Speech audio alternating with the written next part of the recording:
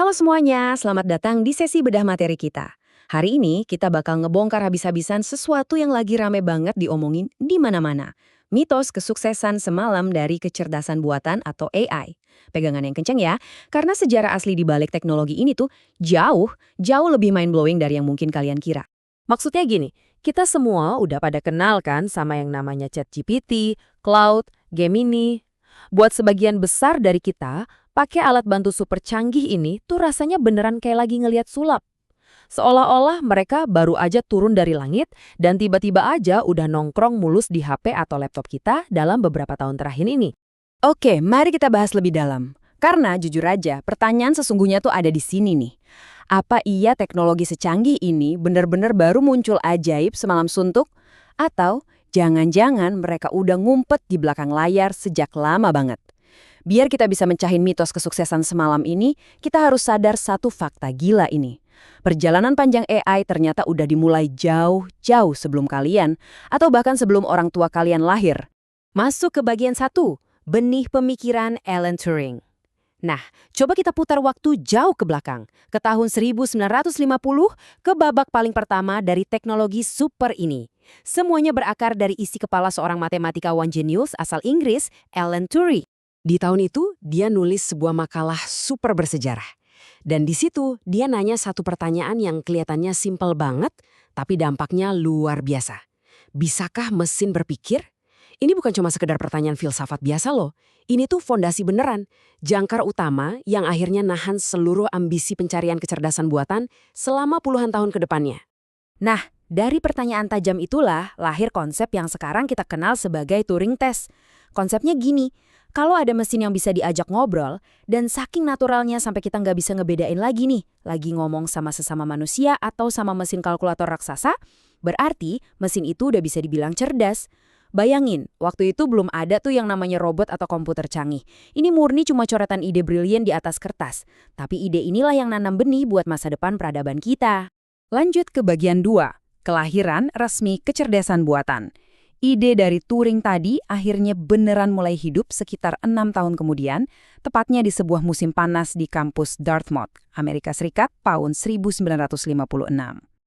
Dan ini benar-benar mengilustrasikan titik mula dari semuanya. Di sebuah konferensi kecil yang isinya otak-otak matematika paling encer sedunia saat itu, seorang ilmuwan bernama John McCarthy buat pertama kalinya resmi nyebutin istilah Artificial Intelligence alias kecerdasan buatan. Momen ini resmi jadi hari ulang tahun AI sebagai sebuah bidang ilmu pengetahuan yang berdiri sendiri. Suasananya waktu itu, wah optimisme mereka lagi meledak-ledak banget. Tapi sayangnya, ekspektasi emang nggak selalu seindah realita. Para jenius di Dartmouth ini agak overpede waktu itu. Mereka yakin banget kalau dalam waktu satu generasi aja, sekitar 20 tahunan lah, mereka udah bisa bikin mesin yang mikir persis kayak manusia. Terus realitanya gimana? Ya ampun susah banget.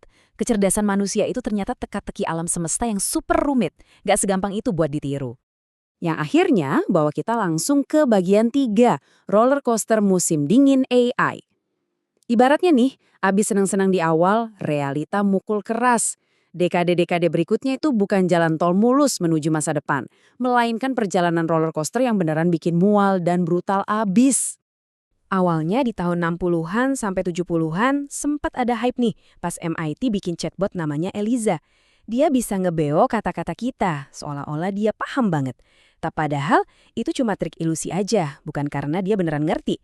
Pas dunia akhirnya sadar kalau janji-janji revolusioner AI ini banyak yang nggak kejadian, dana penelitian langsung diputus sepihak. Kita pun masuk ke era gelap dari tahun 1974 sampai 1980, yang sering dijulukin musim dingin AI pertama. Dunia sempat kehilangan kepercayaannya sama inovasi ini.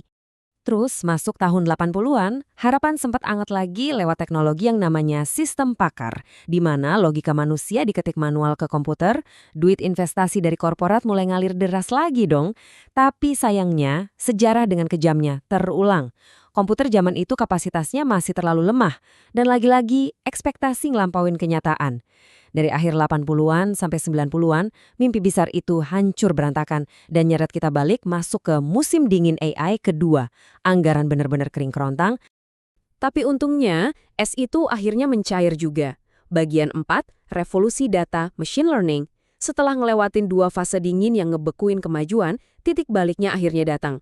Dan coba tebak, pahlawannya ternyata bukan inovasi baris kode aja, melainkan komoditas yang nggak kelihatan secara fisik, ledakan data.